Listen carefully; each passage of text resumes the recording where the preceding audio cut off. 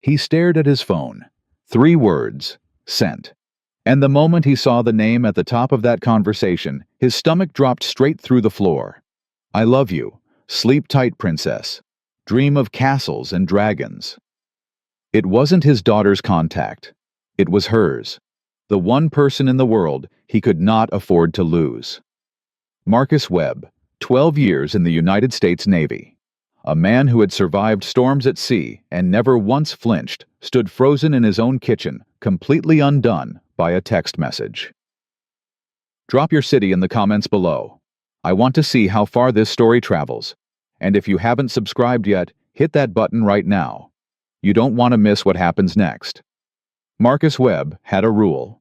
One rule he never broke no matter what.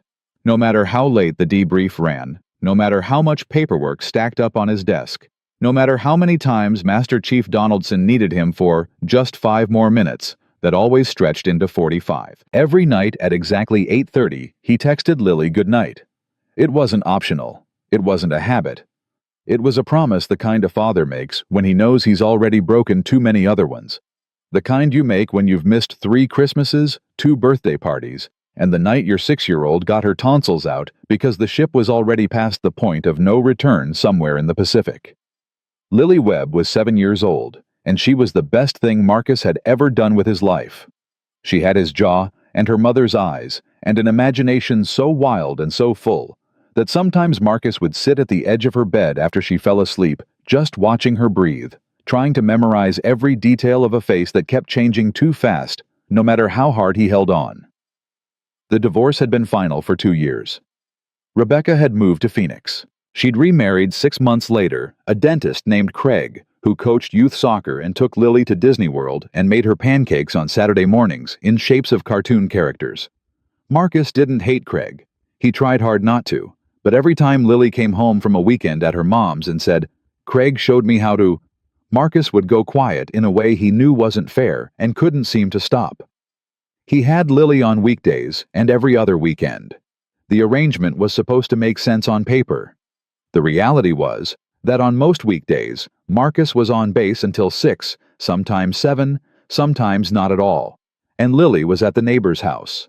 Mrs. Patterson's a retired school teacher with a bad hip and a very patient disposition who charged $40 a day and never once complained, even when Marcus was 45 minutes late, picking Lily up for the 3rd Tuesday in a row. He was doing his best. He told himself that every single day. On the night everything changed, Marcus had gotten home at 7:15.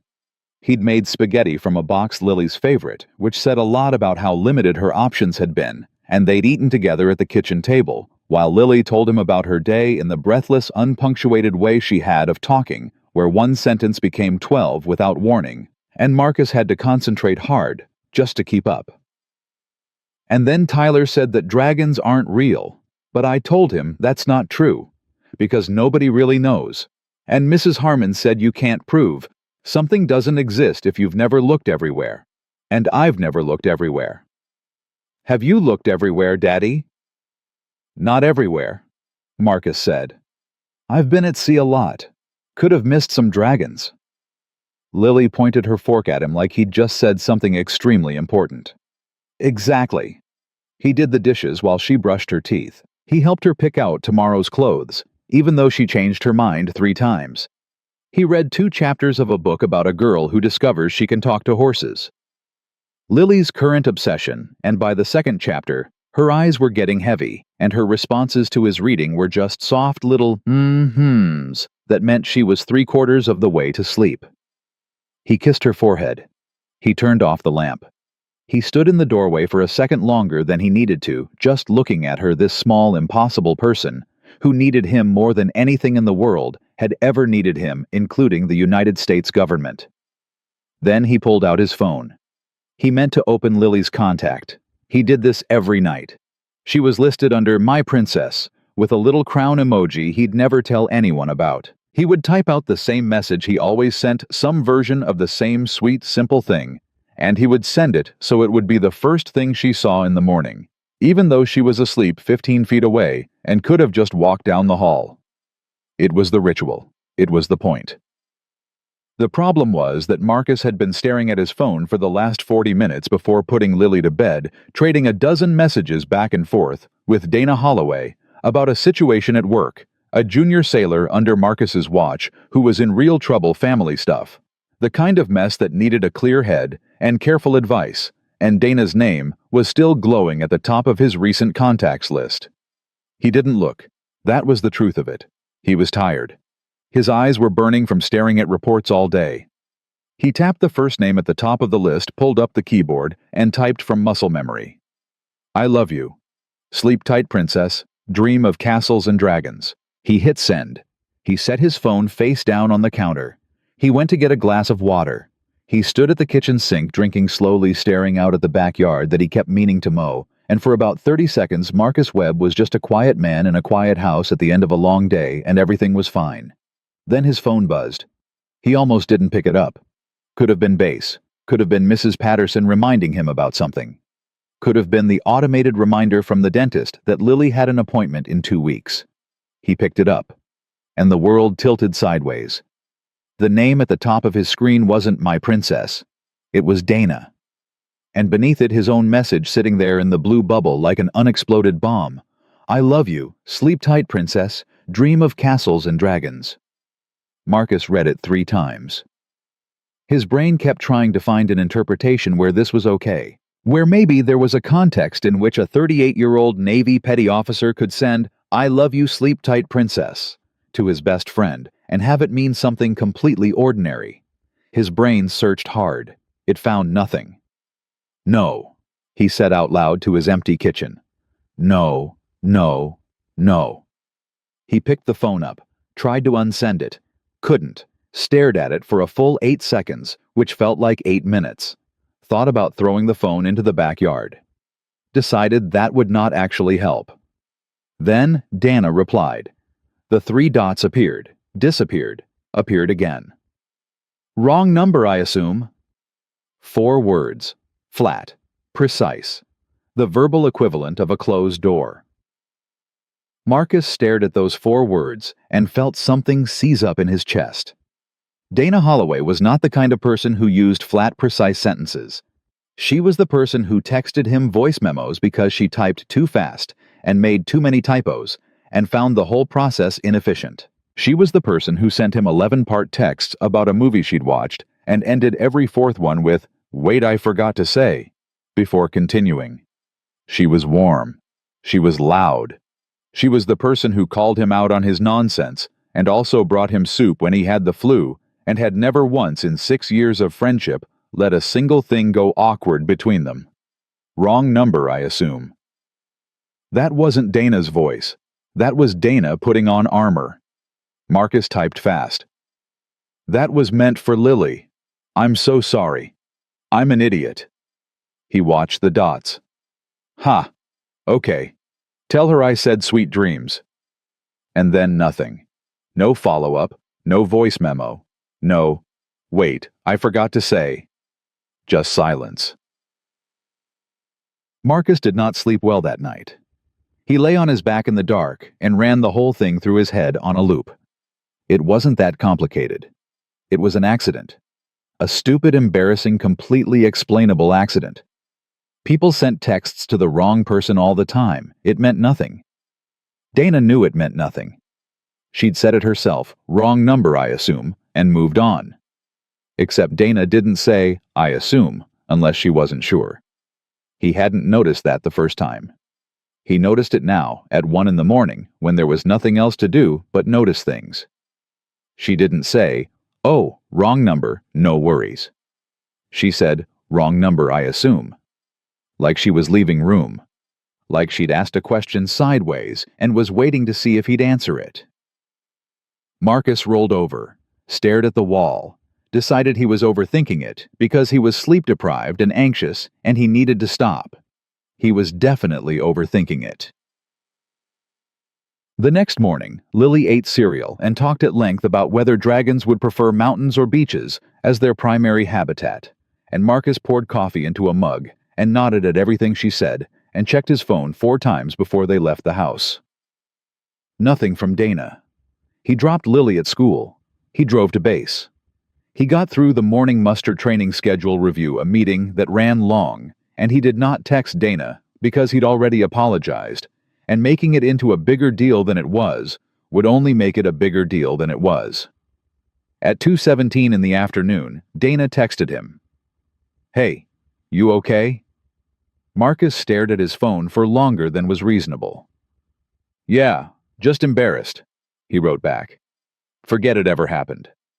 "I'm not asking about last night. I'm asking, are you okay? In general. Because you sounded tired." He set his phone down, picked it up again. "I sounded tired in a text message. You always put 3 dots after sleep tight when you send it to Lily. Last night you didn't, so yeah, tired." Marcus had absolutely no response to that. He read it twice. He hadn't known she knew that. He hadn't known he knew that. "I'm fine," he typed. Marcus. Just his name. That was all. One word. But the way Dana Holloway could fit an entire argument into just his name was something he'd never been able to explain to anyone. He called her. She answered on the second ring. "Hey. Hey." He was already walking toward the parking lot, hand pressed against the back of his neck. "I don't know what you want me to say." "I don't want you to say anything in particular. I just—" She stopped. There was a small sound like she was setting something down. "I've been your best friend for 6 years, Marcus. I know when you're running on fumes." "I'm always running on fumes. That's just what this looks like." "Is Lily okay?" "Lily's great. Lily is the one thing that is completely fully okay." "And you?" He leaned against the side of his truck, closed his eyes. There was a specific kind of tired that had nothing to do with sleep, the kind that settled in your bones and made everything feel like you were moving through water. He'd had that kind of tired for about 4 months now, maybe longer, and he'd been managing it by not thinking about it. "I burned the grilled cheese last Tuesday," he said. "I forgot to sign her permission slip for the field trip and she didn't say anything, just didn't go, and I only found out because Mrs. Patterson mentioned it 2 days later. And last week I missed a parent-teacher conference that I wrote on my hand, Dana. I wrote it on my actual hand, like a person who doesn't have a phone or a calendar." There was a beat of quiet on the other end. "Why didn't you tell me any of that?" "Because I'm fine." "You just listed 4 reasons why you're not fine." "I'm handling it." Marcus. Again, just his name, but softer this time. "You're allowed to not be handling it sometimes. That's a real option that exists." He didn't say anything. There wasn't a response that didn't make him sound either defensive or pathetic, and he was trying to avoid both. "Can I come over tonight?" Dana asked. "I'll bring food. Real food, not whatever you make when you're tired." "You don't have to do that." "I know I don't have to. Can I—" He looked up at the sky. Blue and flat and wide, the kind of February sky that couldn't quite decide if it wanted to be cold or not. "Yeah," he said after a moment. "Yeah, okay." Dana arrived at 6:45 with Thai food and no fanfare. She walked in the way she always did. She'd had a key for 2 years left over from when he'd had surgery on his shoulder and needed someone to check on Lily, and Lily launched herself off the couch the second she heard the door and wrapped both arms around Dana's waist. "Dana, did you bring spring rolls?" "Would I ever come here without spring rolls?" "No." Lily said this with complete certainty, like it was a law of physics. "Daddy burned the grilled cheese." Dana looked at Marcus over the top of Lily's head. He held up one hand. "In my defense—" "There is no defense for burned grilled cheese," Dana said, setting the food on the counter. "That's a binary skill. It's on or it's off." "It was a high-pressure day. A grilled cheese." Lily found this extremely funny. She sat on the kitchen counter while they unpacked the containers, pad thai green curry spring rolls, the soup Marcus hadn't asked for, but Dana apparently knew he needed, and she narrated the entire event with the enthusiasm of a sports commentator. They ate at the kitchen table. Dana asked Lily about her day and got the full dragon habitat theory, which she engaged with completely seriously, contributing her own research about cave environments and the advantages of underground thermal vents. Lily looked at her like she was the smartest person alive. Marcus watched Dana watching Lily and felt something go quiet inside him that had been loud for a while. He couldn't name it exactly. Didn't try. After dinner, Dana helped Lily with the last few pages of her reading homework while Marcus cleaned up. He could hear them at the table, Dana's voice low and patient, Lily's getting excited when she got a word right, and he stood at the sink with the water running, not really washing anything, just standing there. At 8:15, Marcus put Lily to bed. At 8:30, Marcus stood in the kitchen doorway and found Dana sitting on the couch, shoes off, legs folded under her, scrolling her phone. It was the most ordinary thing in the world. She'd been in this house 100 times. She knew where the mugs were, and what drawer he kept the scissors in, and which light switch controlled the living room lamp and not the overhead. But something about tonight felt different in a way Marcus couldn't quite put his finger on, and he was not going to examine that feeling because it was the kind of feeling that led to stupid places. "She's out," he said. She was almost gone at the table. Dana didn't look up from her phone. She was doing that thing where she's still technically answering questions, but the words are getting softer. She does that. He sat in the chair across from the couch, not next to her, across from her, because that was the thing a reasonable person did. "Thanks for coming." "You don't have to thank me." "I know. I'm thanking you anyway." Dana put her phone down. She looked at him with the particular expression she reserved for moments when she was about to say something he wasn't going to love. He knew that expression. He'd cataloged it over 6 years. "You know you don't have to do all of this alone." "I'm not alone. I've got Mrs. Patterson. I've got you." Mrs. Patterson charges $40 a day, and she's 67 years old with a bad hip. And She stopped, took a breath. "I'm here, Marcus. I'm actually genuinely here. And I feel like sometimes you forget that. Like you think asking for help means you're failing at something. Doesn't it?" "No." She said it immediately, no hesitation. "It really doesn't." Marcus looked at her. Dana Holloway, who had talked him through the worst of the divorce, and never once said "I told you so," even when she'd had every right to. Who had come to every one of Lily's birthday parties and remembered that Lily's favorite color had changed from pink to purple, and brought her a purple backpack last September without making it a thing. Who texted him voice memos about movies she'd watched and sent him 11-part texts and always ended with, "Wait, I forgot to say." Wrong number, I assume. She hadn't sounded like herself last night, just for those 4 words. And then she'd pivoted back and she'd been exactly herself today, and Marcus didn't know what to do with that. He almost said something.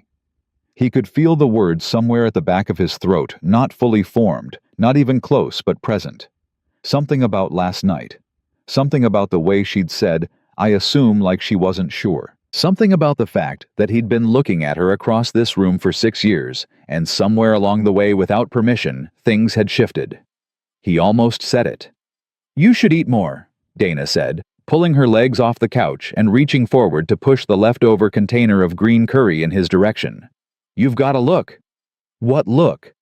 "The look where you're thinking too loud and haven't eaten enough."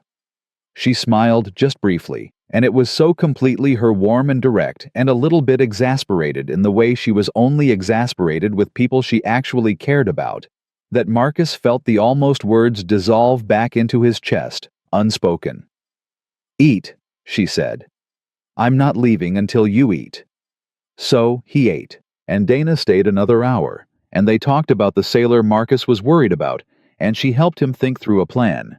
And at 9:45, she put her shoes back on and picked up her keys and said goodnight the way she always did, easy and warm, no ceremony. She paused at the door. "For what it's worth," she said, and her voice was a little different, slightly careful, slightly deliberate. The way people sound when they've decided to say a thing they've been turning over for a while.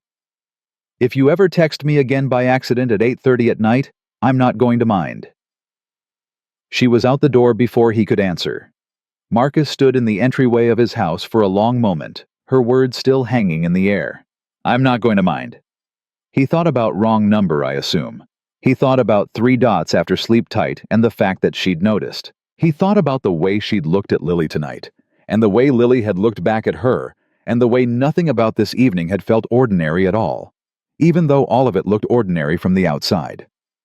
He stood there until the sound of her car faded down the street. Then he went to the kitchen, opened his phone, and looked at Lily's contact.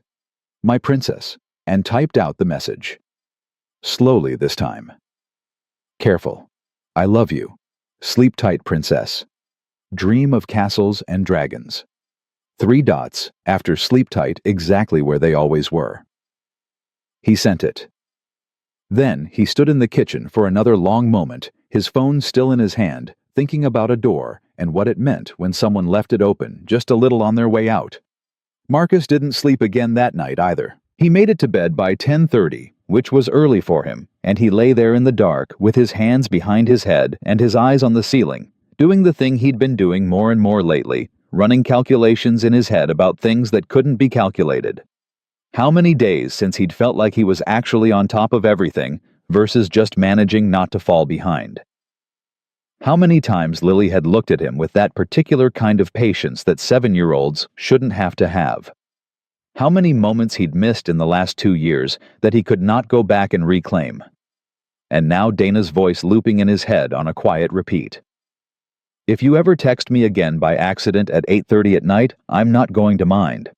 He turned it over. He examined it from every angle. He tried to decide if it meant what a part of him, the part he usually kept very quiet, thought it meant, or if it was just Dana being Dana, warm and easy and generous, the way she was with everyone she actually let close.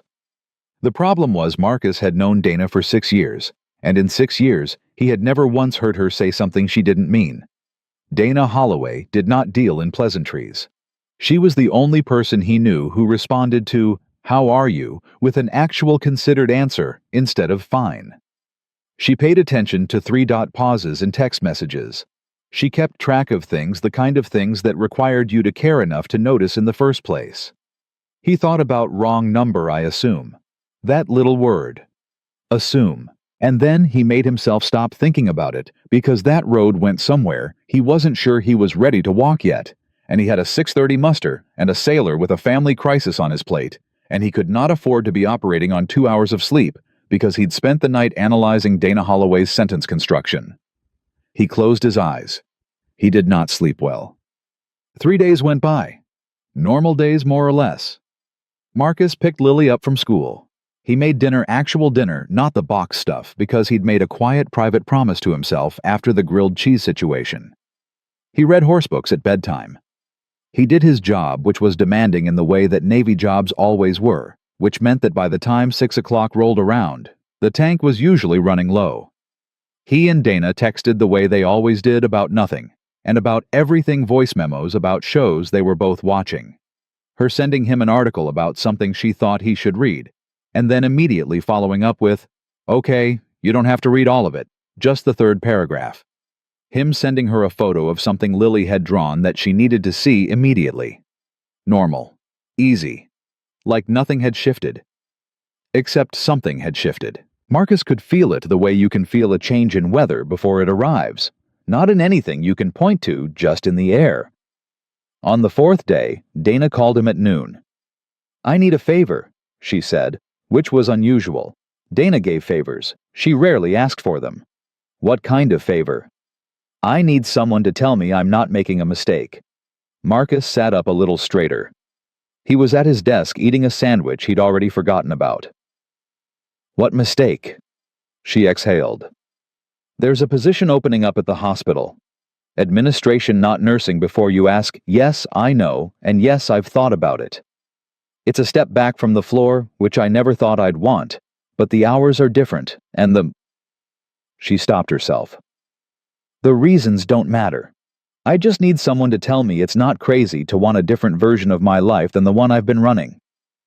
"It's not crazy," Marcus said. "You didn't even think about it." "I didn't have to. It's not crazy." A pause. He could hear her breathing, which meant she was somewhere quiet. Dana Holloway was almost never somewhere quiet. She worked long shifts at the hospital and spent her off hours in motion errands, her sister's kids' friends who needed things. The fact that she'd gone somewhere quiet to make this call meant she was more unsettled than she was letting on. What if I'm running away from something? She said. Are you? I don't know. Maybe. The floor is... Another pause. It's a lot. It's been a lot for a while. I come home and I sit on my couch and I can't talk for like an hour. Not to anyone. I just have to be completely silent. That doesn't sound like running away, Marcus said. That sounds like you've been at capacity for a long time, and you're finally paying attention to it. She was quiet for a moment. When did you get smart about this stuff? I'm not smart about this stuff. I'm just listening to you. That's literally the definition of being smart about it, Marcus. Apply for the job, he said. She didn't say anything immediately. He could feel her sitting with it. What if it changes things? She said finally. I've been in that ward for 8 years. I know those people. I know how everything works. What if I leave and Dana. He said her name the way she said his. Just the name. Enough. Apply for the job. She laughed a short surprise sound, like she hadn't expected to. Okay? Yeah. Okay. He could hear her standing up, the sound of her shifting back into motion. Sorry, I don't know why I called you. Because I was going to tell you the truth. You always do, she said, and then quieter. That's the thing about you, Marcus. You always do. She hung up before it could become anything more than that. Marcus sat at his desk and looked at the sandwich he'd forgotten about and thought about capacity. About running at a deficit long enough that you stop noticing the sound of the engine straining. About the specific courage it takes to want something different when the thing you have is something a lot of people would call enough. He thought about himself 7 years ago when he'd decided to marry Rebecca, despite a voice somewhere in the back of him that had been trying with increasing urgency to ask him a question he wasn't ready for. He'd mistaken the loudness of the present for a reason not to listen to quieter things. He was not going to do that again. It was Lily who changed the equation the way Lily had a habit of doing without trying. Saturday morning. Marcus was at the kitchen table with coffee and his phone half reviewing a document he needed to sign off on, and Lily came downstairs in her pajamas, the ones with the cartoon frogs, and sat across from him, and looked at him with the particular focused expression that meant she'd been thinking about something for a while. Daddy? Does Dana have kids? Marcus looked up. No. Why? Lily considered this. Does she want them? I don't know, Bug. That's kind of a personal question. But she'd be good at it, Lily said with the absolute certainty of someone stating a mathematical fact. She knows about dragons, and she doesn't do that thing. What thing? The thing where adults ask you questions but they're not really listening to the answer. They're just asking, so you'll think they're listening. She picked up Marcus's coffee mug, sniffed it, made a face, and set it back down. Dana actually listens, you can tell. Marcus set his phone face down. Yeah, he said. You can tell. Is she your girlfriend? The question landed with the gentle precision of a depth charge. No, Marcus said. Why not? Because we're friends. Lily looked at him with an expression that on a 7-year-old's face had absolutely no business being that knowing. That's not a reason. Yes, it is, actually. Craig was Mom's friend first. Marcus took a long sip of his coffee and said nothing, because there was nothing in the parental playbook for this particular conversation, and he'd already mentally exhausted his options. I'm just saying, Lily said, slipping off the chair and heading toward the cereal cabinet with the focused air of someone who had made her point and was satisfied with the results. She comes over a lot, and she brings spring rolls, and she knows about dragons. Those are high qualifications. The highest. She pulled out the cereal box and looked at him over her shoulder. I like her, Daddy. I know you do, Bug. Do you like her? Yes. Like her. Marcus put his coffee down. Where did you even learn that phrase? Lily shrugged elaborately, which meant she knew exactly where she'd learned it and wasn't planning to say. Everyone knows that phrase. You're in 2nd grade. 2nd grade is very advanced now. She poured cereal, completely unconcerned. I'm just asking. Marcus looked at his daughter, this small, impossible person with her frog pajamas, and her dragon theories, and her 8-year-old's certainty that the world was navigable if you just paid attention and felt something in his chest do something complicated. Get your cereal, he said. That's not a no, Lily said cheerfully, and climbed back onto her chair. He called Dana that afternoon. He hadn't planned to. He'd planned to take Lily to the park, and they did go to the park, and Lily ran herself thoroughly tired on the jungle gym, while Marcus sat on a bench and stared at the middle distance, and had the same internal argument he'd been having for 4 days, going in circles. On the drive home, Lily fell asleep in the back seat. He stopped at a light and looked at her in the rearview mirror, mouth slightly open, head tilted at an angle that was going to hurt her neck, and thought not for the first time that the most important decisions of his life had been made in moments exactly like this one. Quiet moments. Ordinary moments. The kind of moments where the noise stopped long enough for something true to get through. He called Dana when Lily was napping. She picked up on the 3rd ring. Hey. Hey. He sat on the back porch, the February afternoon cooler than it looked. Can I ask you something? Depends on the something. The other night when you left, you said something. A beat. I say a lot of things. Dana. Silence. Not the kind of silence that means nothing. The other kind. I know what I said, she said finally. What did you mean by it? More silence. He could hear her deciding something. I meant what I said, she told him. I usually do. I know you do. That's why I'm asking. She made a sound that was almost a laugh, but not quite. You know, for someone who keeps everything at arm's length, you pick really inconvenient times to be direct. I'm not at arm's length, he said, and he heard how it came out quiet, maybe more honest than he'd meant it to be, and he didn't walk it back. Dana was quiet for a long moment. When she spoke again, her voice was different, still her, but the careful part was gone. I've been your best friend for 6 years, Marcus, and I know your coffee order, and I know how you sound when you're running on empty, and I know that you put 3 dots after sleep tight every single night.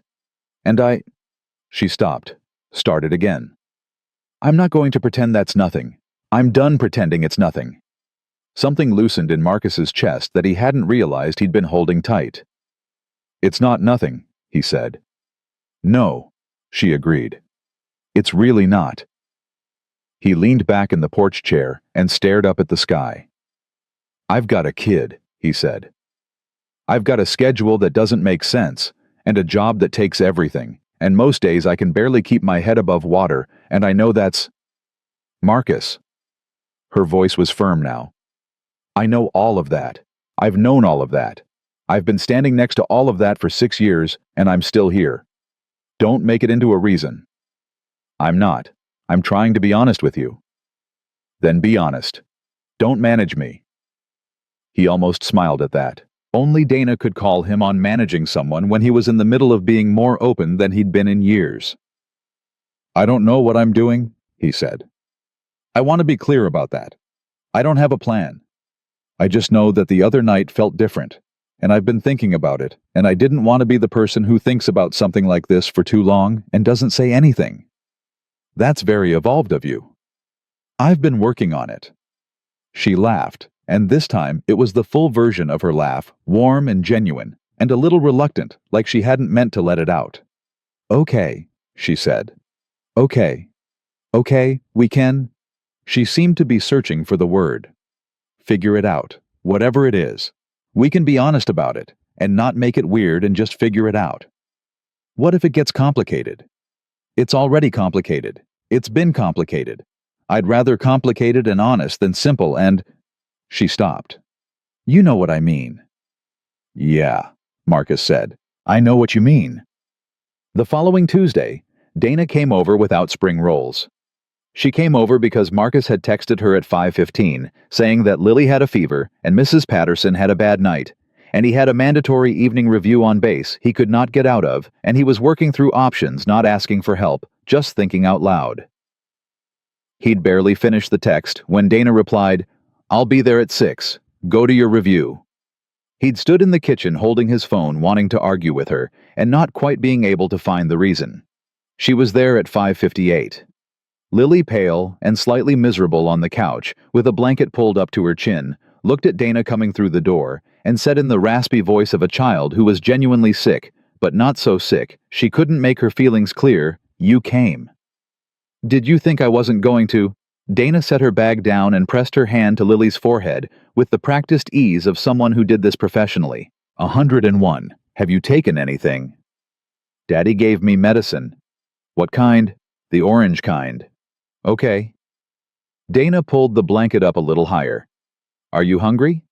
"Kind of, not really." "That's allowed?" She looked at Marcus, who was standing by the door, still in his uniform keys, in his hand, guilt on his face. "Go," she said. "We're fine." "Dana, she's got a low-grade fever, and she's conscious, and she's already told me she wants to watch the horse movie. We are going to watch the horse movie, and I'm going to make sure she drinks water, and you are going to go do your job." He looked at Lily. Lily gave him a small frog pajama-level wave from the couch. "Go, Daddy. Dana's here."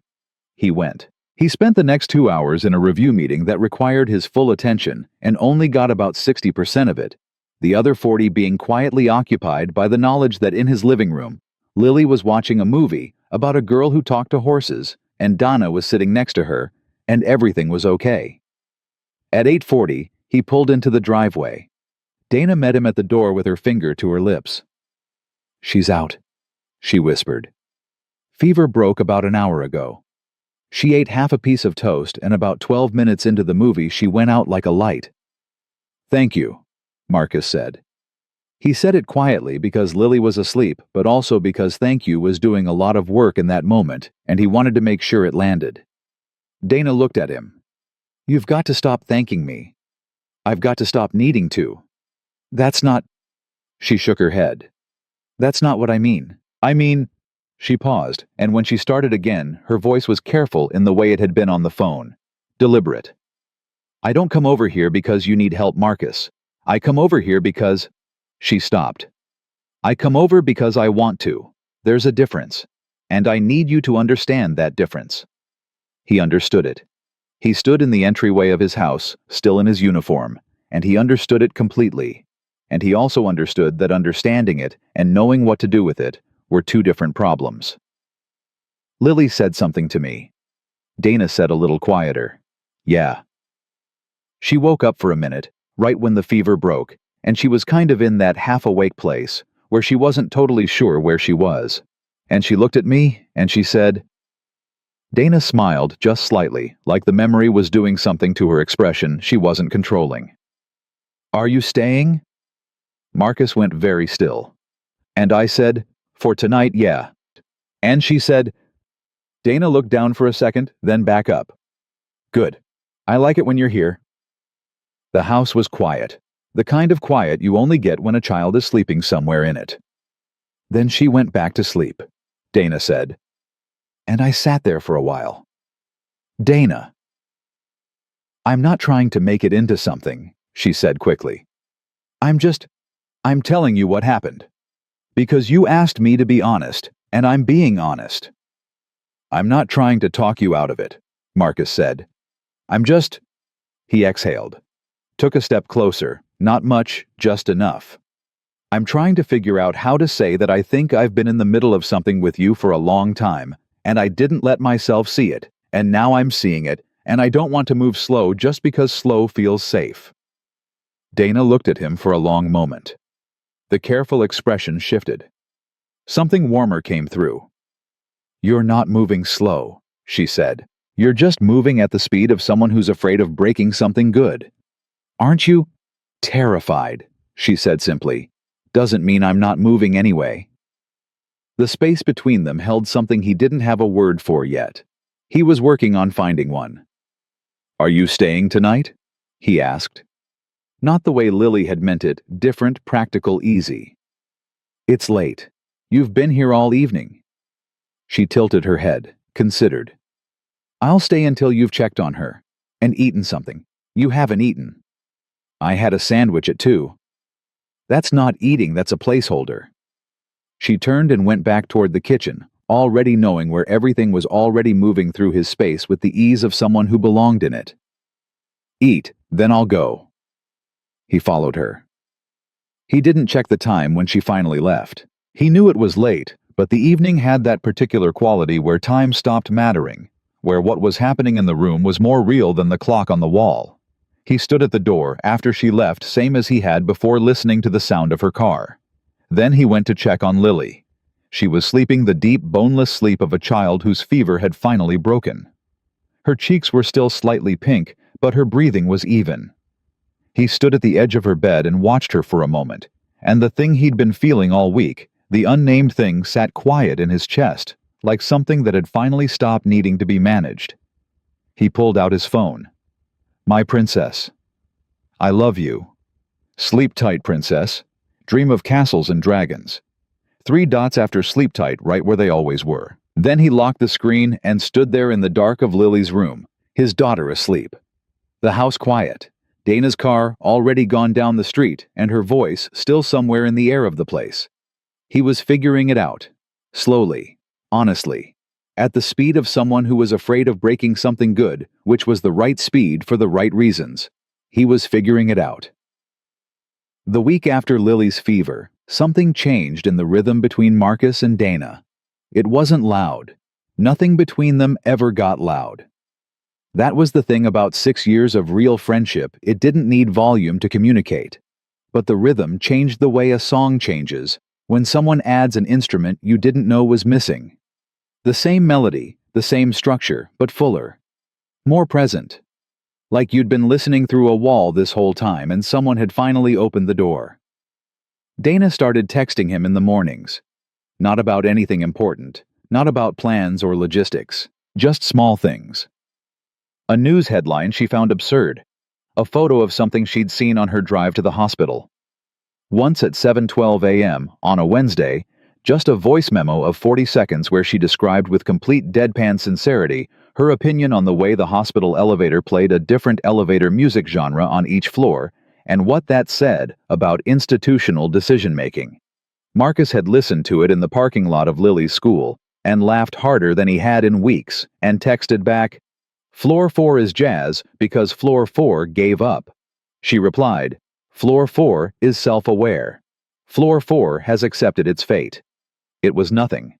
It was also somehow everything. The kind of nothing that you only exchange with one specific person, the shorthand that builds up over years without you meaning it to, until one day you realize that no one else would get it, and you don't particularly want them to. Lily noticed the morning texts. She noticed because Marcus's phone would buzz at breakfast, and he'd pick it up and whatever expression he'd been wearing would shift not dramatically, just slightly, in a way that Lily had apparently cataloged with the same quiet precision she applied to everything else. She didn't say anything about it. She just watched him with those eyes that saw too much, and ate her cereal, and sometimes smiled into the bowl. He was 38 years old, and his 7-year-old daughter was tracking his emotional state through breakfast table observations. He chose not to examine this too closely. The thing nobody tells you about moving toward something new, something that matters, is that it's not a straight line. Marcus had thought maybe it would be once they'd been honest with each other. He'd thought that honesty was the hard part, that once you got past it, the rest settled into place. What actually happened was that honesty just cleared the ground. You still had to build something on it. And building was slow. Building was 2 people who'd been friends for 6 years, carefully feeling out the edges of something different, trying not to go too fast, and also trying not to use caution as an excuse to stand still. They had dinner together on a Thursday night, just the 3 of them, and it was easy and warm, and Marcus made actual food, chicken, vegetables, the whole thing. And Dana helped Lily with a project for school that involved cutting out pictures from magazines and gluing them onto poster board. And by 8 o'clock, there was glue on the kitchen table, and Lily was asleep on the couch with the poster board half finished across her lap. And Marcus and Dana were at the table with their coffee talking low so they didn't wake her. She's going to wake up in an hour and want to finish it, Marcus said. Probably. And then she'll be awake until midnight. That's a you problem, Dana said. I'll be home by then. You could stay. He said it evenly, the same way he'd said it before. Practical, easy, leaving room. She looked at him over the rim of her mug. It's Thursday. I know what day it is. I have an early shift. I know. She set her mug down, looked at him with the expression that meant she was deciding something. Marcus, I'm not... He stopped, tried again. I'm not pushing anything. He glanced at Lily on the couch, the poster board across her lap, glue probably drying on her fingers. I like it. When you're here. Lily likes it. I'm not trying to make that into a bigger statement than it is. It's not a small statement, Dana said. No, he agreed. It's not. She looked at Lily. Something moved across her face that she didn't try to hide. I'll stay until she wakes up and finishes the poster board, she said. Then I need to go. That works. She picked her mug back up. Stop looking at me like that. Like what? Like you've figured something out. I haven't figured anything out, Marcus said. I'm in the middle of figuring. There's a difference. She shook her head, but she was almost smiling. You're the most frustrating person I know. That's not what you said 6 years ago. 6 years ago, I had lower standards. Lily woke up 45 minutes later, exactly as predicted, with the sudden urgent energy of a child who had a project to finish and had misplaced approximately 20 minutes of her evening.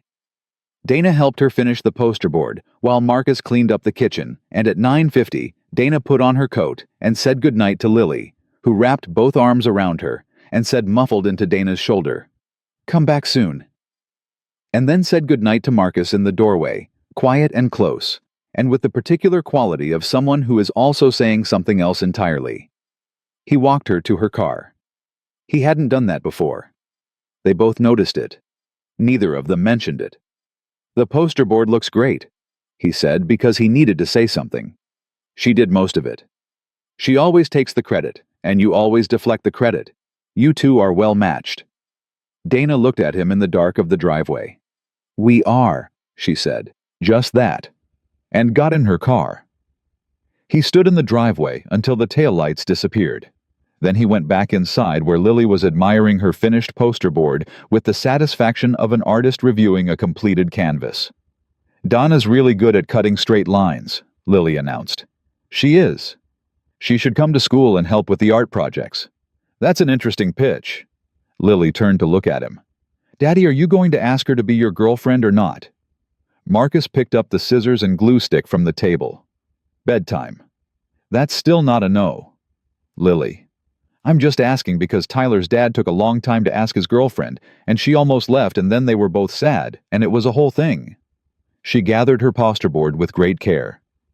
I'm just saying, time is important. You are 7 years old. Almost 8. She headed for the stairs with the dignity of someone who had made their point and was choosing not to belabor it. Good night, Daddy. He stood in the kitchen holding a glue stick. She was almost 8. The call came on a Friday afternoon, and it changed things. Marcus was on base between sessions when his phone rang with Rebecca's number. He picked up out of habit, and also because Rebecca didn't call unless it was something about Lily, and anything about Lily required an immediate answer. Hey. Her voice was careful, the way it got when she was about to say something she knew he wouldn't like. Do you have a minute? What's wrong with Lily? Nothing's wrong with Lily. Lily's fine.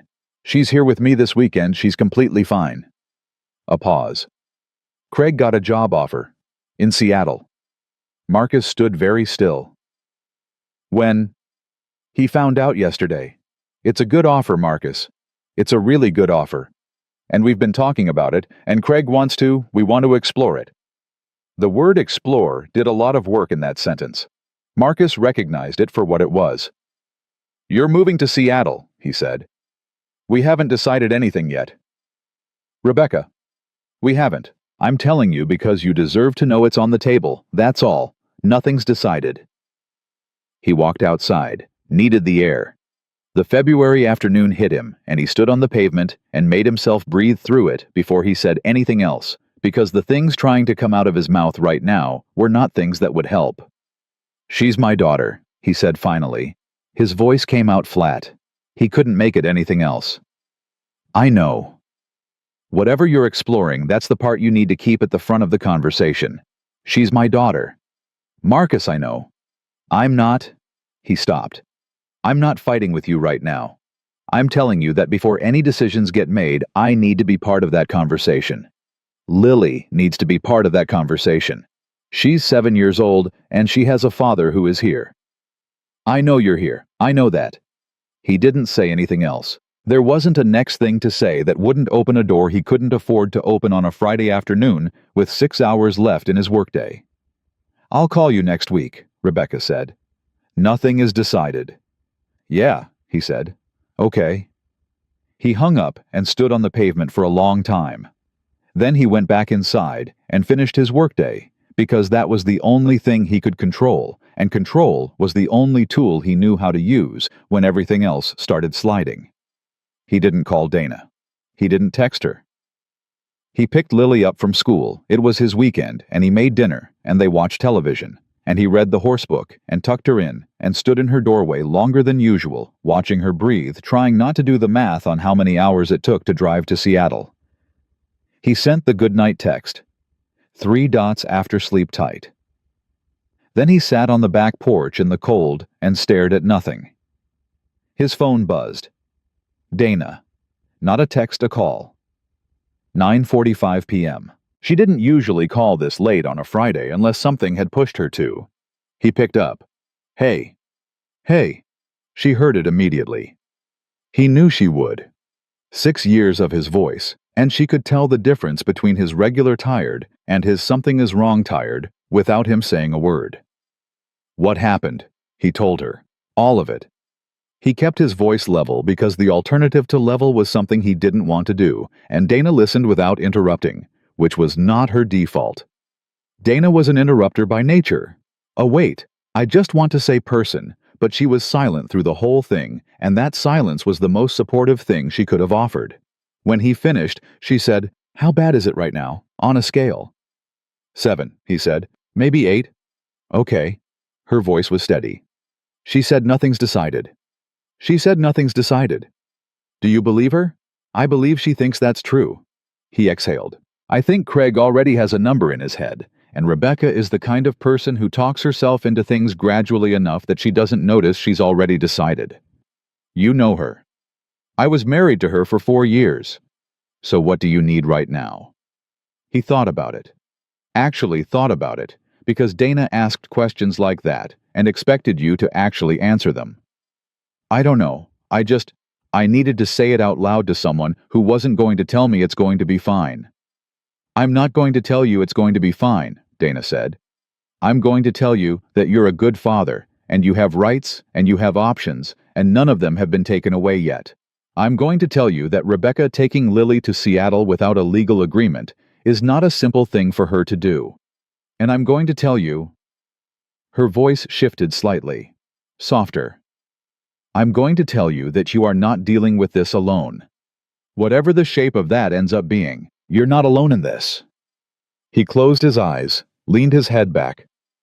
"Dana?" "What?" "Thank you. I told you to stop doing that.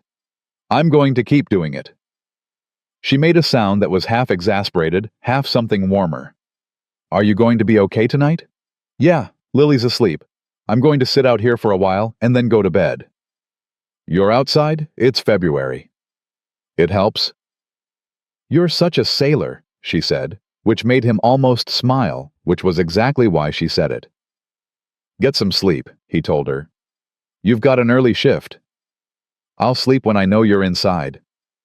He stood up, went back in. "I'm inside." "Good. Lock the door." "I always lock the door." "I know. I just like saying it." A pause. "Good night, Marcus." "Good night." He stood in the kitchen after he hung up phone in his hand, the house quiet around him, and Lily asleep upstairs, and the cold still on his jacket from the porch. He thought about Seattle. He thought about custody arrangements and legal consultations and all the practical, logistical grinding machinery of the thing Rebecca had put on the table today. He let himself think about it for exactly 60 more seconds, because he was not going to solve it tonight, and he knew that, but he needed to give it that minute before he could let it rest. Then he thought about Dana. About you're not dealing with this alone. About the way she'd gone quiet and listened when he'd talked, which was the thing she did when something mattered enough that she didn't want to risk saying the wrong thing, which meant this mattered. He knew what he was doing. He was figuring out how to separate the urgency of one thing from the rightness of another, because the last thing he wanted was to move toward Dana faster, because he was scared, because some external pressure was pressing in from outside. He'd made that mistake before. He'd moved toward things for the wrong reasons before, and worn the consequences of it for years. This had to be the right reasons. Only the right reasons. He was still working on knowing the difference. Saturday he took Lily to her friend Emma's birthday party, which was at one of those indoor play centers with the foam pits and the climbing walls and the general aesthetic of organized chaos. He stood against the wall with 4 other parents and watched Lily launch herself into a foam pit with complete and total commitment, no hesitation, and thought that his daughter had a gift for deciding something and then just doing it, no analysis, no second guessing. He did not have that gift. He was working on it. His phone buzzed. "Dana, how's the birthday party?" Loud, he typed back. "There's a DJ at a 7-year-old's birthday party. A DJ. Bold choice. Is he taking requests? I'm not going to ask. Ask him to play something slow. Do a dramatic lean against the wall." Marcus looked up from his phone to find Lily watching him from across the room, mid-bounce on a trampoline, pointing at him with a look that said she knew exactly who he was texting. He pocketed the phone. She grinned and bounced higher. He walked over to another dad, a guy named Paul, Lily's friend, Sophie's father.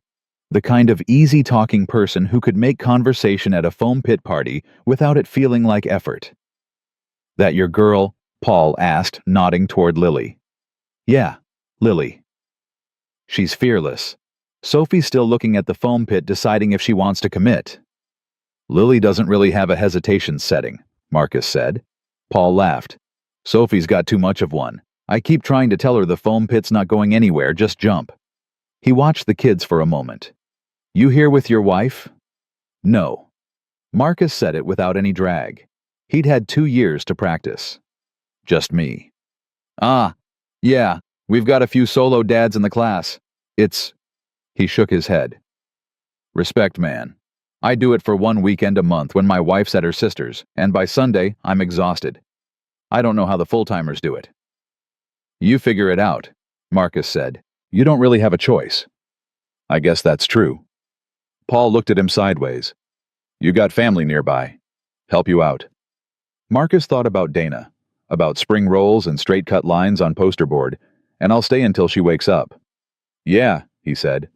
"I've got someone." He said it the way you say something when you're testing how it sounds, hearing it in his own voice for the first time. "I've got someone." It felt true, more than he'd expected it to. He pulled out his phone, typed, "Lily just did her 3rd foam pit dive. No hesitation, full commit every time." Dana replied in under a minute. "She's going to be unstoppable." Then, like her dad. He stared at those 2 words. Then he put his phone in his pocket and watched his daughter launch herself into the foam pit for the 4th time, all in no hesitation, landing with both arms out, and a laugh so loud he could hear it across the room over the DJ and the 37 other children and all the noise. Like her dad, Dana had said. He was trying. The thing about building something slowly and honestly is that you don't always get to control the pace. Sometimes something happens that accelerates the timeline, whether you're ready or not, and you find yourself standing in a moment that requires you to be more decided than you thought you were. That moment came on a Sunday evening. Marcus had just put Lily to bed. Dana had come for dinner, just dinner, nothing planned. She'd called at 4 and said she was making chicken soup, whether he wanted it or not, which he had interpreted correctly as meaning she was thinking about the Seattle thing and wanted to be in the same room with him, and they'd eaten and cleaned up, and now they were in the living room, the TV on low, not really watching it. Dana was on the couch. Marcus was in the chair. And then, at some point, in the middle of a conversation about the Seattle situation and what his options were, lawyers' custody modification, all the logistics of it, Dana said something that stopped the whole conversation. "What if I moved?" Marcus went still. "What?" "Not." She held up a hand. "Not for that reason. Not to. I'm not making it about us. I've been thinking about this since Rebecca's call. Hear me out." She leaned forward. "The hospital administrator position. It's higher pay, normal hours, I'd have evenings free. And I've been thinking about the Seattle thing, and what it would mean for you, and I've been thinking about Lily." She stopped. "I've been thinking about you both a lot, Marcus. And I have been in that ER for 8 years, and I was already thinking about changing something, and I just—" She looked directly at him. "I want to be here, not as a favor, not as your best friend doing you a solid. I want to be actually consistently reliably here, and I've been scared to say that out loud because I don't know what it means yet, and I don't want to promise something I can't keep." Marcus did not say anything immediately because what she'd just said required more than an immediate answer, and she knew that, and she was waiting. "Dana," he said finally, Don't manage this. Just tell me what you're thinking." "I'm thinking—" He stopped. Tried again. "I'm thinking that 6 years ago, I made a decision in my life for the wrong reasons, and I swore I would not do that again, and I meant it. And I need you to know that what I'm about to say is not about Seattle, and it's not about being scared, and it's not about needing someone." She was watching him very carefully. "I want you here," he said. "Not because I need help and you're offering. Because you're the person I want in this house. The person I want at that table. The person—" He stopped. Something in his voice was doing something he hadn't expected, and he took a breath and let it steady. "Lily said something to me a few weeks ago. She said that's not a reason when I tried to explain why things were the way they were. And she was 7 years old, and she was completely right, and I've been thinking about it since." Dana's expression had changed.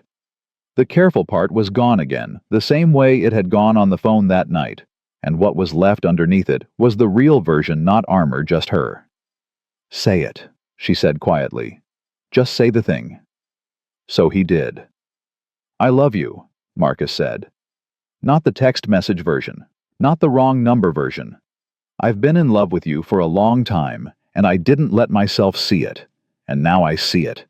And I am not going to sit across a room from you any longer and not say so."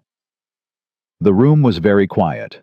Dana looked at him for a long moment, and then she said in a voice that was steady and certain and entirely hers, "I know. I've known for a while. I was waiting for you to catch up."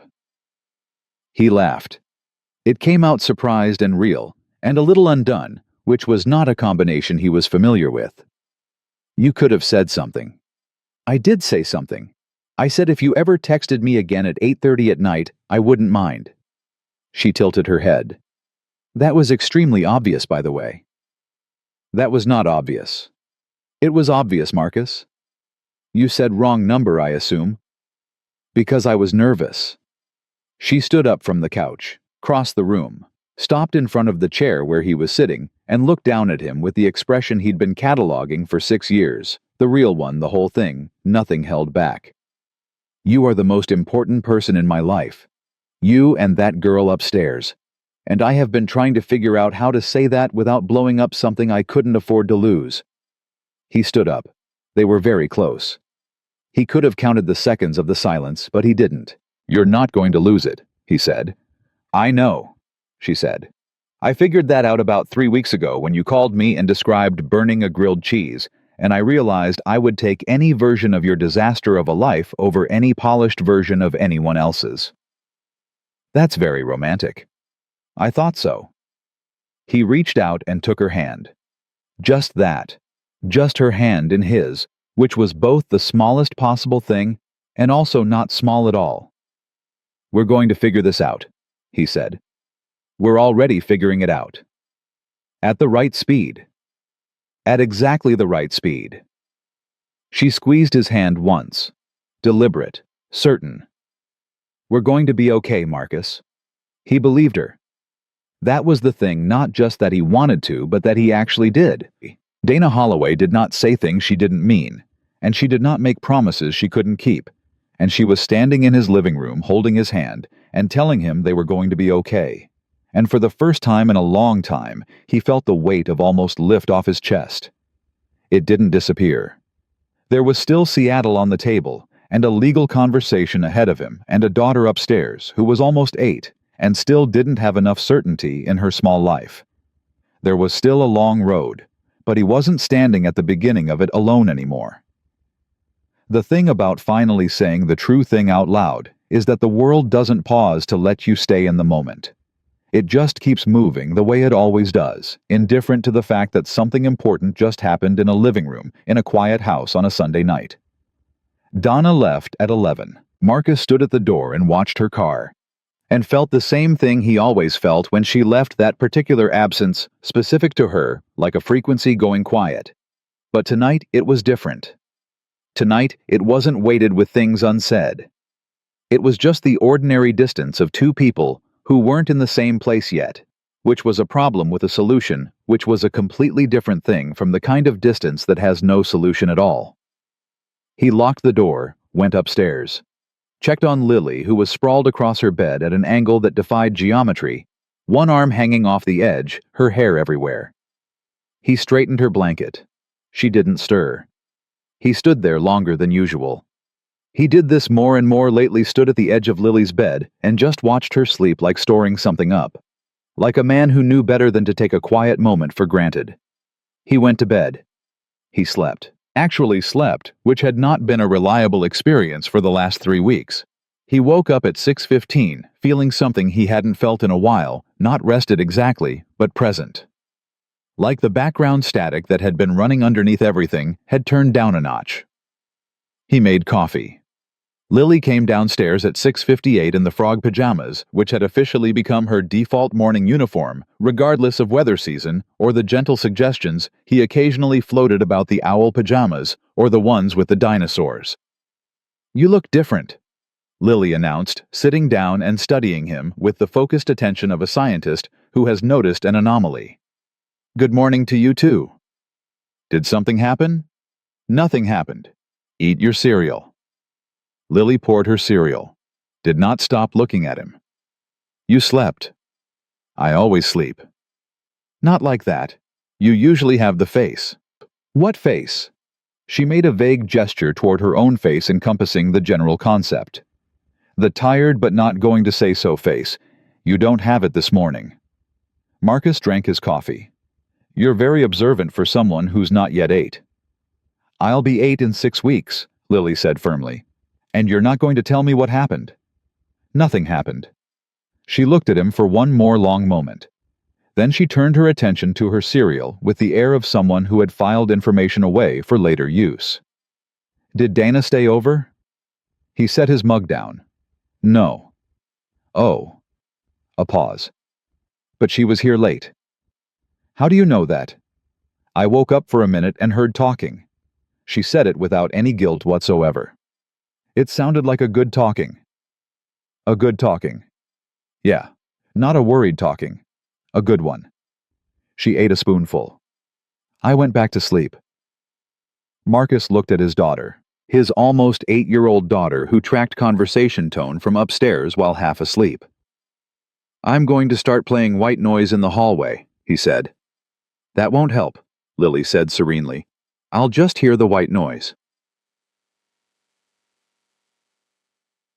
He called the lawyer on Monday morning. Her name was Janet Merrill, a family attorney his base legal counsel had referred him to 3 weeks ago when the Seattle conversation was still theoretical, because Marcus had learned a long time ago that you prepare for the storm before it arrives, not during. He'd put off the call. He was done putting it off. Janet was direct, which he appreciated. She laid it out plainly. Rebecca couldn't relocate Lily out of state unilaterally under their current custody agreement.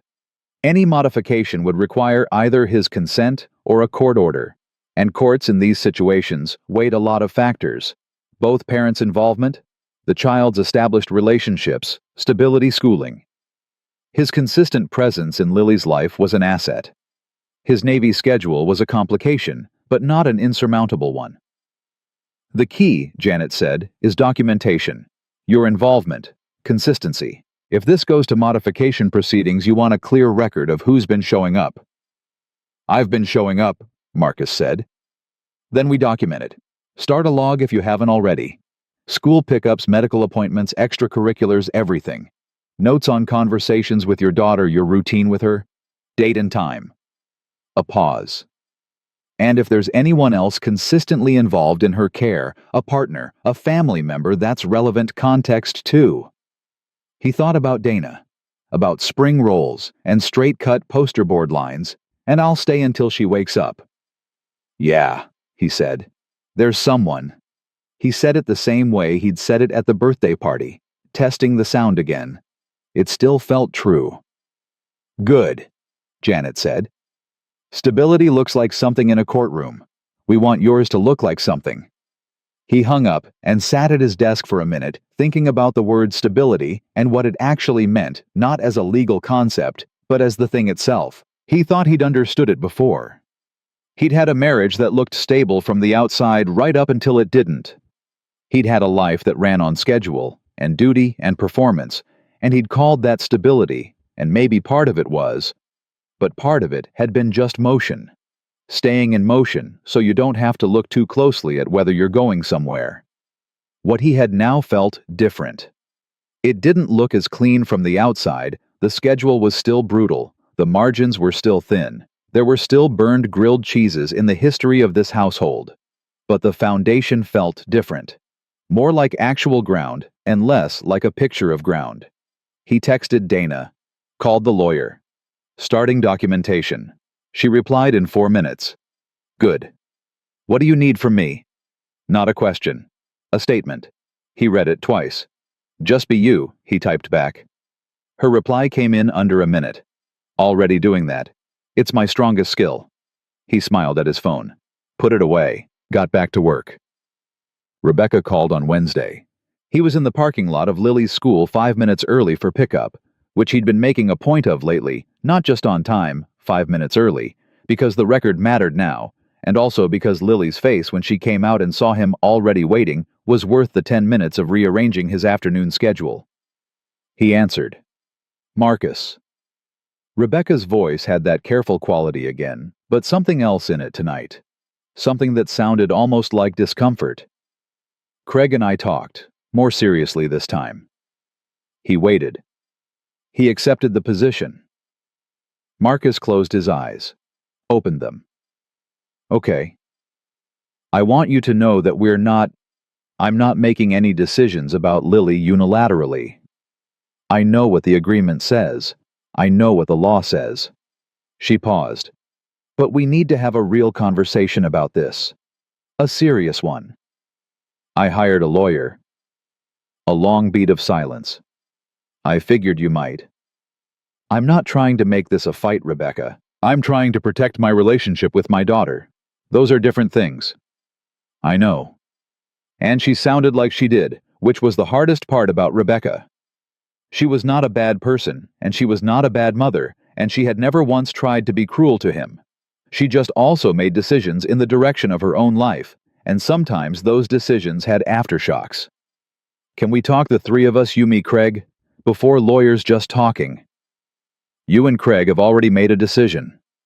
We've made a decision about Craig's job. We haven't made a decision about Lily. He watched the school entrance. 3 kids came out, then 5 more, but not Lily yet. I'll meet with you, he said finally. But my lawyer is in the loop regardless. This isn't me being adversarial. This is me being a father. I understand.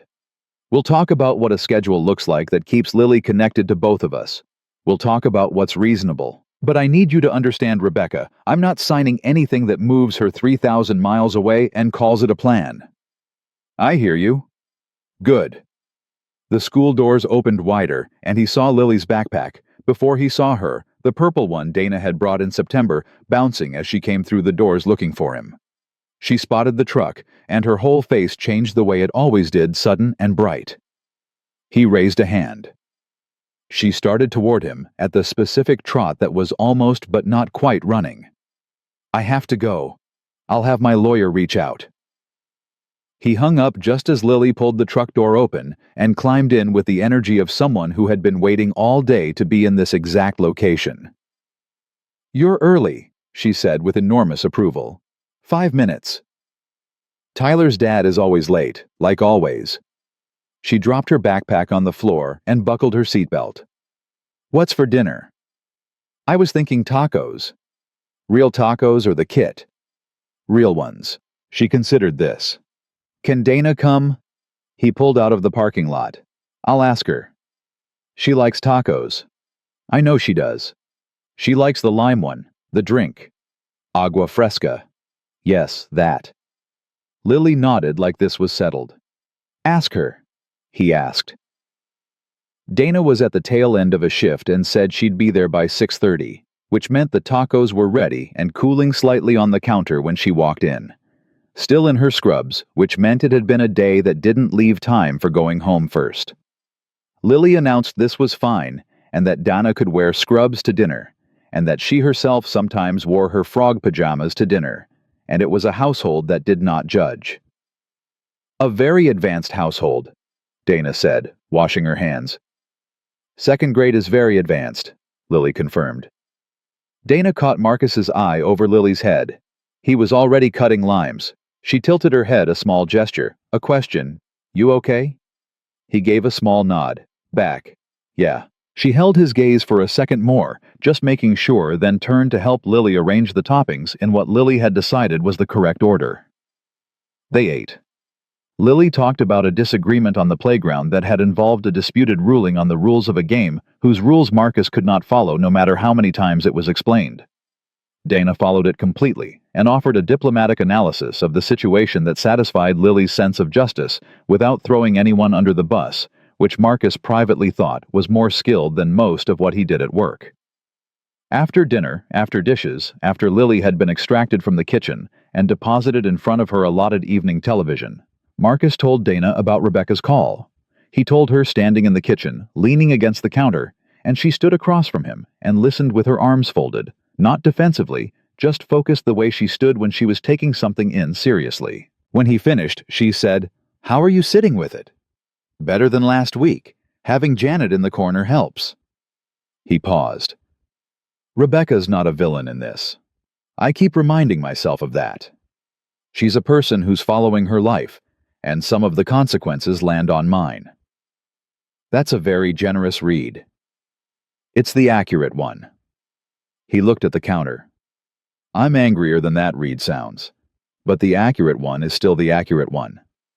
Dana nodded slowly. What's the worst case? Worst case, they go to Seattle and the court modifies the agreement, and Lily's schedule changes dramatically, and I'm flying to Seattle to see my daughter on alternating weekends. He said it evenly. He'd practiced saying it evenly. That's the worst case. And it's survivable. It's terrible, and I'm going to fight hard to avoid it, but it's survivable. Lily would still know me. I would still be her father. Distance doesn't change what I am to her. No, Dana said quietly. It doesn't. The thing I keep coming back to is... He stopped. The thing is, I want to be the kind of father she actually has, not the best-case version of me in a perfect schedule. Not the guy who's always on time and never burns the grilled cheese. The actual version who shows up and keeps showing up regardless of what the calendar looks like. He looked at her. And I want her to have... He stopped again because this part was harder. Say it, Dana said. Same as before. Low and steady. Say the thing. I want her to have what she's been building. With you. He pushed off the counter. I know we're still figuring out what this is. I know we haven't defined anything, and I'm not trying to rush that. But she's attached to you, Dana, genuinely. And whatever happens with Seattle, whatever the schedule ends up looking like, I want that to be a constant for her. You. Being here. Being someone she can count on. Dana was quiet for a moment. The kind of quiet that means someone is making a real decision, not just waiting to respond. I already am, she said. I decided that before the conversation in the living room Sunday. I decided it when she was sick, and she looked at me and asked if I was staying. She met his eyes directly. I'm not going anywhere, Marcus. I need you to believe that the way I believe it. He believed her. Okay. Okay. Yeah. He crossed the kitchen, stood close. Okay. She looked up at him. You're doing the thing again. What thing? The thing where you've decided something and you're not saying it. I'm saying all of it. You're saying some of it. He put his hand on the side of her face. She went still. He could feel her breathing. I meant what I said Sunday, he told her. All of it. And I want you to know that I'm not in the middle of a crisis and using you as a life raft. I need you to know that. I know that. She said it without hesitation. How do you know? Because you've been slowly, painstakingly, infuriatingly walking toward this for weeks, instead of just... She made a small sound that was almost a laugh. You don't grab life rafts slowly, Marcus. You grab them fast. What you've been doing is deliberate. That's different. Infuriatingly, he repeated. I say what I mean. I know you do. He dropped his hand, stayed close. I want to take you somewhere. Just you and me. Not the three of us, not the house, just dinner. Actual dinner, not takeout in the kitchen. She raised an eyebrow. Are you asking me on a date? I'm asking you on a date. The corner of her mouth moved. The almost smile that preceded the real one. About time. I'm moving at the right speed. You're moving at a very specific speed, she said. I've been patient. I know you have. He stepped back, giving her room. Giving them both room, because Lily was 15 feet away in the living room, and this was not the moment for any more than what had already been said. Saturday. I'll get Mrs. Patterson for the evening. Saturday works. She glanced toward the living room. You should put her to bed. She's about to fall asleep on the couch again. She always falls asleep on the couch. And you always carry her up. Yeah. She's going to be too big for that one of these days. Don't tell me that. Dana smiled, the full one, real and warm and entirely hers. Go carry your kid to bed, Marcus. He went. Lily was indeed 3/4 gone on the couch, the television doing its one-sided conversation to a room with only one conscious occupant. Marcus turned it off and scooped her up. She was heavier than last year. Dana was right, this chapter was closing faster than he was ready for, and she stirred just enough to wrap her arms around his neck and make a sleepy sound. Dana's still here, she murmured. Yeah.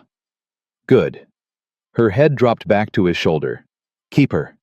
He carried her up the stairs, tucked her in, stood at the edge of her bed in the dark, the same as always. Keep her, she'd said, half asleep, like it was simple, like it was obvious. The way she said everything that mattered. He came back downstairs to find Dana putting on her jacket, keys in hand, doing the end-of-evening thing she always did, quiet and efficient and no fanfare. She looked at him when he came off the last step. She say anything? Dana asked. She said good. Dana smiled, looked down at her keys for a second. Saturday. Saturday. She nodded once, walked to the door. He walked with her the same as the Thursday of the poster board, the same new thing they were both pretending was casual. She opened the door and stepped out, then turned around on the front step and looked at him. For the record, she said, in the particular voice she reserved for things she'd been turning over for a while and had decided to finally say. 6 years ago, the week you got back from your second deployment, you brought me coffee. I was having a terrible day and you didn't know that, and you just showed up with coffee, and you sat with me for 2 hours, and you didn't try to fix anything, you just stayed. She tilted her head slightly. That's when I knew.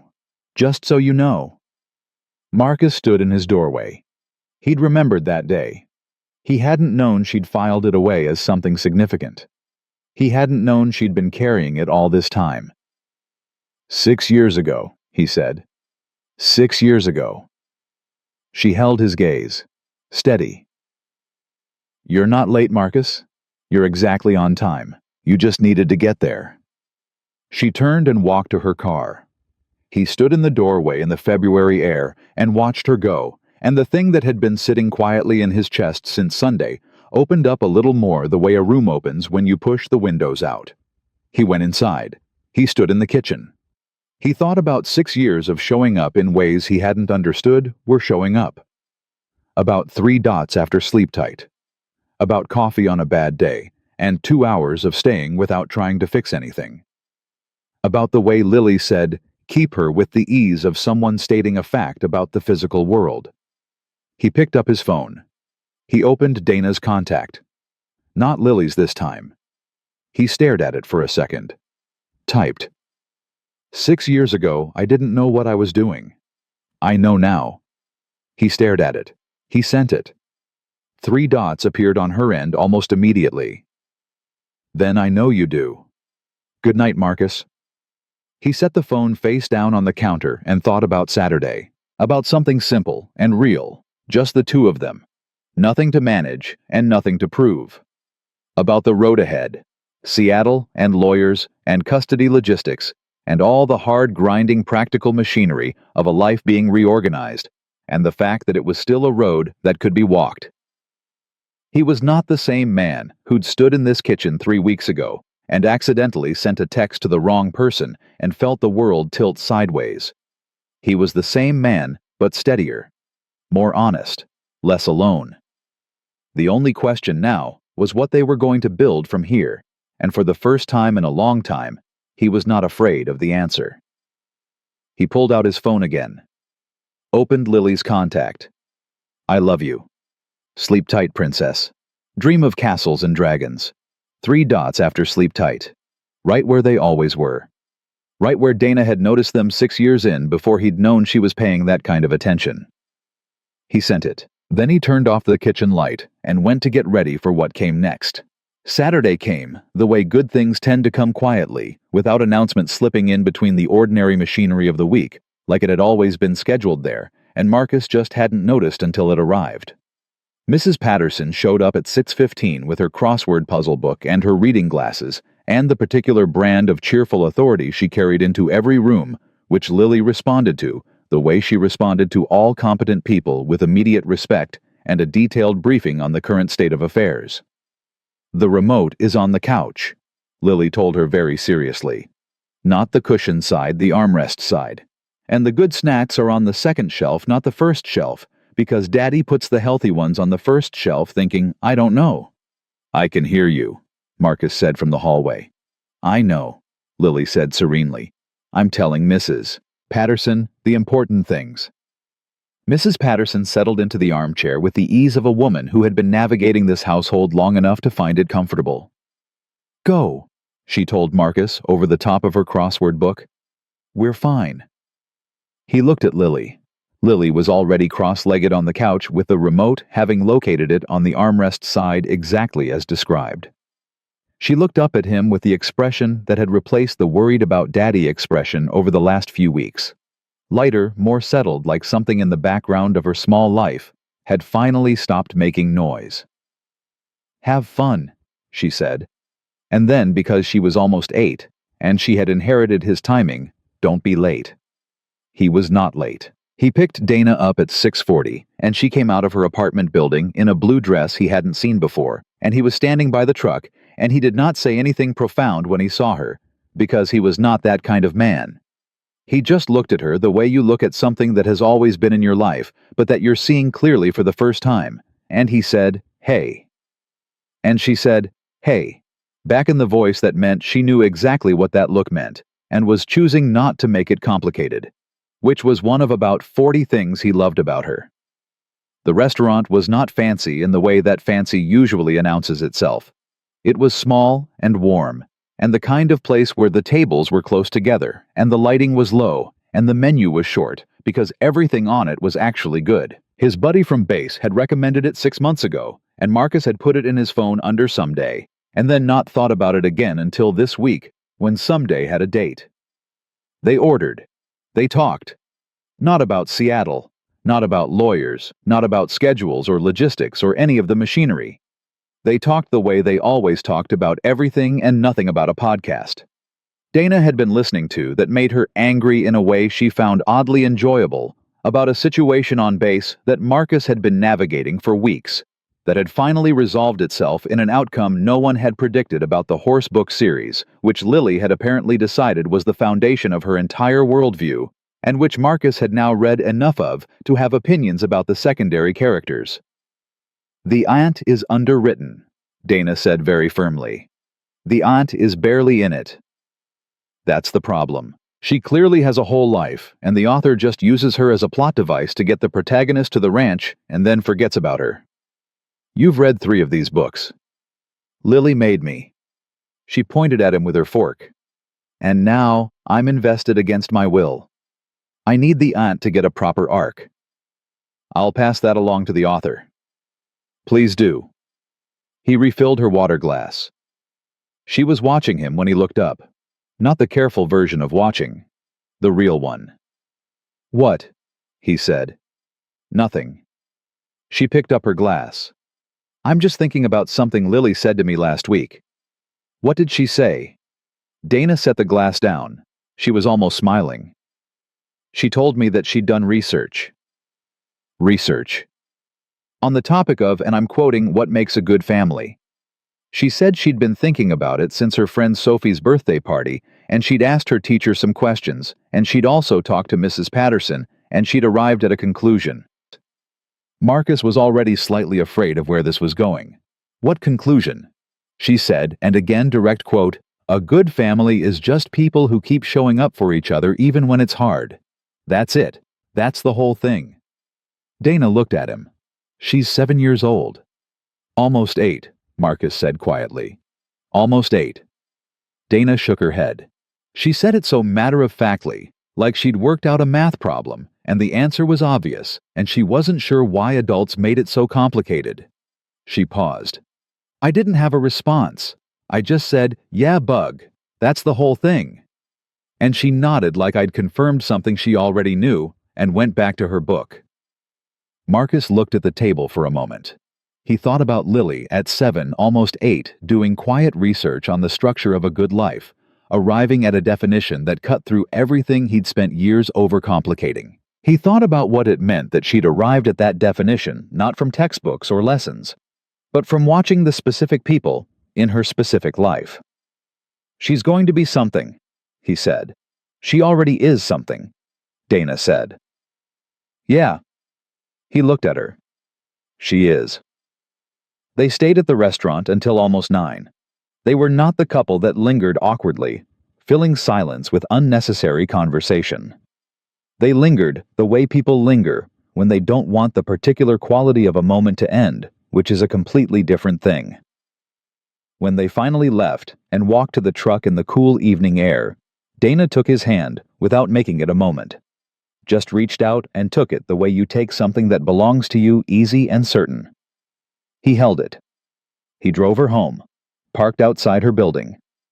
They sat in the truck for a while the way you do when neither person is quite ready to say the practical word that ends the evening. I talked to Janet today, he said. Yeah. What did she say? She talked to Rebecca's attorney. Rebecca's attorney confirmed they're not pursuing unilateral relocation. They want to negotiate a modified schedule, more concentrated time, in summer, spring break, some extended weekends. Fewer but longer visits. Dana was quiet listening. It's not nothing, he said. It changes things, but it's not the worst case. He looked at the building ahead of them. I talked to Lily about it this afternoon. Before you ask, she took it better than I expected. She cried for a few minutes, and then she asked if she could FaceTime her mom more, and I said yes. And then she asked if her room at my place would stay exactly the same, and I said yes. And she said, okay. He exhaled. She said okay. Because she trusts you, Dana said. She knows you're going to be there regardless of what the schedule says. I hope so. I know so. She turned slightly toward him.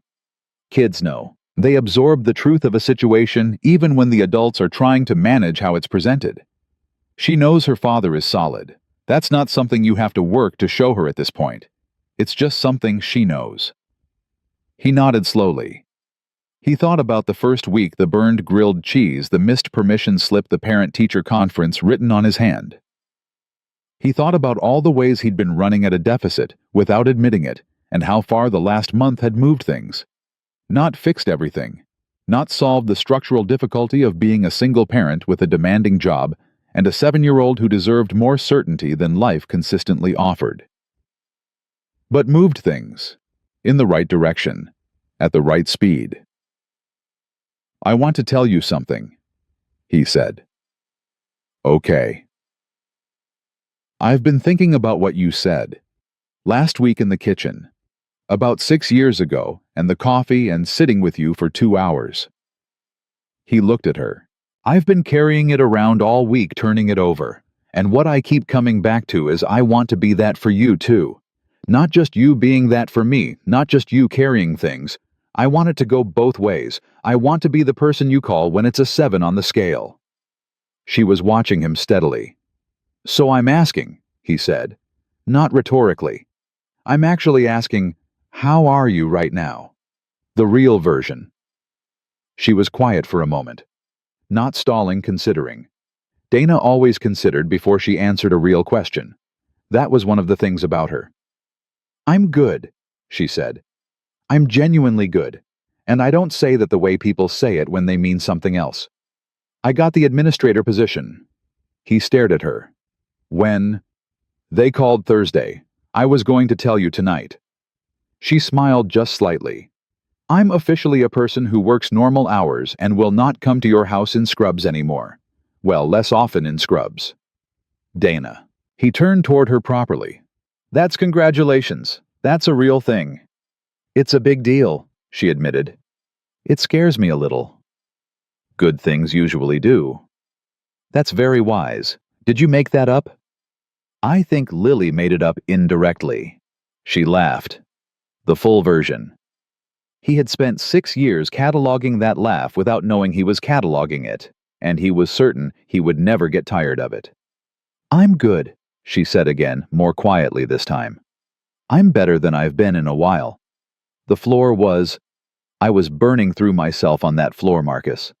I didn't realize how much until I started imagining what it would feel like not to be doing it. "You made the right call."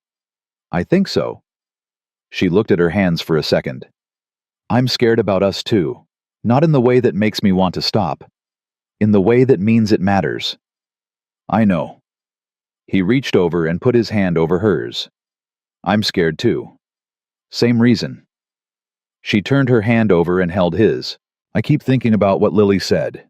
About a good family just being people who keep showing up even when it's hard." She looked at him. "We've been doing that for 6 years, in the friendship version.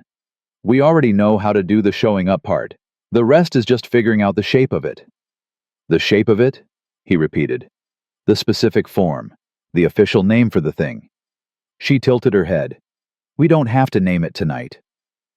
"I know." He looked at her. "But I'm not in a hurry to keep it nameless forever." "Neither am I." He got out of the truck and walked her to the building door because that was the thing he was doing now, the new thing that wasn't casual, but that they were both pretending was. She stopped at the door and turned around. The building light was behind her, and she looked at him in the particular way she had direct warm nothing held back. "Saturday was good," she said. "Saturday was really good. We should do it again. I was planning on it." She squeezed his hand once, let it go. "Good night, Marcus." He waited until she was inside. Then he drove home. The end. Lily's 8th birthday arrived 6 weeks later on a Saturday in April that came in warm and golden and entirely committed to being a good day, the way April sometimes was when it was feeling generous. Marcus had asked Lily in February what she wanted to do for her birthday, a party with friends, something at the play center, a trip somewhere. Lily had thought about it for 2 whole days, which was unusual for her, and come back with an answer he hadn't expected. "I just want us," she said. "Us who and us. You and me and Dinah." She considered. "And Mrs. Patterson if she wants to come. And maybe Emma." A pause. "But mostly just us." He'd called Dana that night. She'd said without hesitation, "Tell me what to bring." So that was what they did. Dana arrived at 10 in the morning with a cake she'd made herself, not from a box. An actual cake, chocolate with purple frosting because Lily's favorite color was still purple. And Dana had remembered that since September and never made it a thing. She came through the door and Lily saw the cake and made a sound that was technically a word, but mostly just joy expressed at high volume. "You made it," Lily said. "You actually made it." "I may have made 3 practice cakes this week," Dana said. "The first one was a catastrophe. The second one was technically edible. The third one I gave to my neighbor. This is number 4. 4 cakes, Marcus said. Lily's first cake needed to be the right cake. Dana set it carefully on the counter. "This is a non-negotiable standard." Lily stared at the cake with the reverence of someone who understood that something had been made specifically and entirely for her, and who felt the full weight of that. She looked up at Dana. "Thank you," she said quietly, without any of her usual performance. Just the real thing. Dana crouched down to her level. "Happy birthday, Bug." "You called me Bug," Lily said. "I did. That's what Daddy calls me." "I know." Dana met her eyes. "Is that okay?" Lily considered this with great seriousness for approximately 4 seconds. Then she wrapped both arms around Dana's neck, the full commit version of a hug. No hesitation, like her third foam pit dive. "It's okay," she said into Dana's shoulder. "It's really okay." Marcus stood in his kitchen and watched this, and felt something move through his chest that he did not try to name, because it was too large for a single word. He turned back to the counter, started cutting strawberries for the fruit bowl, gave himself a minute. Mrs. Patterson arrived at 11 with Emma in tow, Lily's friend Emma, whose mother had dropped her for the afternoon, and the house filled up with the specific energy of birthday morning, which was a frequency Marcus had always loved the particular brightness of it. They played in the backyard. Dana got recruited into a game whose rules Marcus still could not follow, and which seemed to change every 3 minutes to accommodate whoever was losing. He grilled because it was April and warm, and because Lily had requested hot dogs, which remained in her estimation an acceptable birthday food alongside the chocolate cake. He stood at the grill and watched the 4 of them in the yard, Lily and Emma running some kind of circuit that involved the old swing set and a series of hand signals, Mrs. Patterson in the lawn chair with her crossword book, Dana standing near the fence talking to Mrs. Patterson and laughing at something, the afternoon light catching the side of her face. His backyard. The one he'd always meant to mow. He'd mowed it last week. He'd actually gotten out there and mowed it, which had felt like a small private victory. Not because a mowed lawn was significant in any cosmic sense, but because it was the kind of thing you only do when you have enough margin left over to care about the peripheral things. When you're running on pure deficit, the lawn waits. He had enough margin now. Not a lot. Not everything sorted and clean and figured out. But enough. Mrs. Patterson caught him looking and raised her crossword book in a small salute. He nodded back. She'd said something to him 2 weeks ago offhand while collecting her jacket after an evening. "She's good for you, that one. Both of you can tell." She hadn't elaborated, just zipped her jacket and left because Mrs. Patterson had a gift for delivering important information, and then immediately moving on as though she hadn't. She was right, though. Dana came over to this grill at some point, leaving Emma and Lily to their circuit, and stood next to him, with her arms folded, and watched the smoke. She didn't say anything for a minute. He didn't either. "She's going to sleep well tonight," Dana said finally. "She's going to crash halfway through the cake. I give her until presents. I give her until after presents. She'll want to open all of them." Dana tilted her head. "Fair. After presents, then." They stood there together, the grill between them and the yard in front of them, and the sound of Lily explaining a rule change to Emma at high volume. Marcus flipped the hot dogs. Dana watched Lily with an expression he'd only seen her wear for the last few weeks, a specific kind of open that wasn't there before, like a door she'd been holding almost closed and had finally decided to just leave open. "Can I ask you something?" he said. "You're going to ask anyway." "True." He looked at her. "Are you happy?" She turned to look at him. The question had surprised her not in an unwelcome way, in a way that meant she hadn't expected him to ask it this directly. "What kind of question is that?" "An honest one." She held his gaze. Then she looked back at the yard at Lily and Emma and Mrs. Patterson and the warm April afternoon. "Yeah," she said, simply, no performance. "I am." "Good." He turned back to the grill. "Me too." She bumped his shoulder with hers. He bumped back. Neither of them moved apart.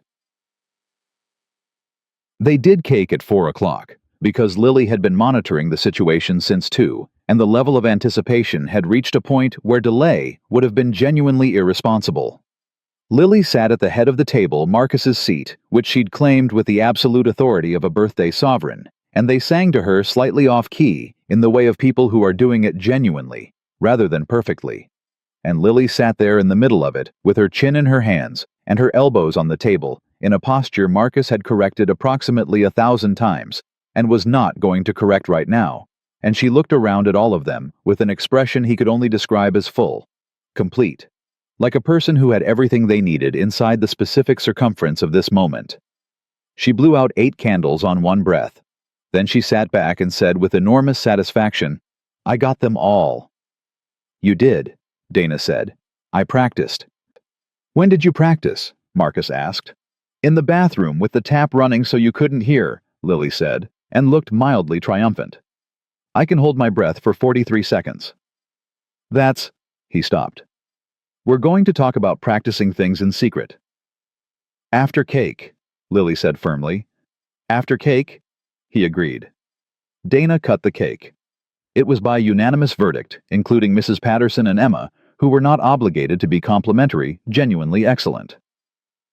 Lily ate 2 pieces, and Emma ate 1.5, and Mrs. Patterson declared it the best birthday cake she'd had since 1987, and did not elaborate on that, and Marcus ate his piece standing at the counter because the table was full, and he didn't mind. He liked the view from the counter, the whole room visible, everything he needed in it. Dana caught him watching and raised an eyebrow. He shook his head. She turned back to the table, back to Lily, who was now explaining to Emma the detailed cosmological argument for why dragons could theoretically still exist in unexplored deep ocean trenches, and how no one had disproved it. Emma, to her credit, was listening seriously. Mrs. Patterson left at 5:30. Emma's mother came at 6. The house went from full to just the 3 of them, which had its own quality, not diminished, just different. Quieter. More like itself. Lily opened her presents at the kitchen table, which had been cleared of cake plates and restored to its usual purpose. She opened Marcus's first a book set he'd spent 3 weeks finding the complete collection of a series she'd been asking for 8 books in a box, with a purple ribbon, because purple, and she held it with both hands and said, "Oh," in a small, genuine voice that was better than any louder reaction could have been. She opened Dana's second.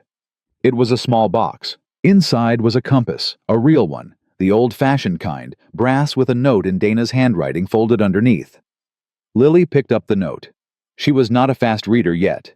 She was getting there. Her teacher said she was getting there, but she read it slowly and carefully, the way she read everything that mattered, her lips moving slightly. She looked up when she finished.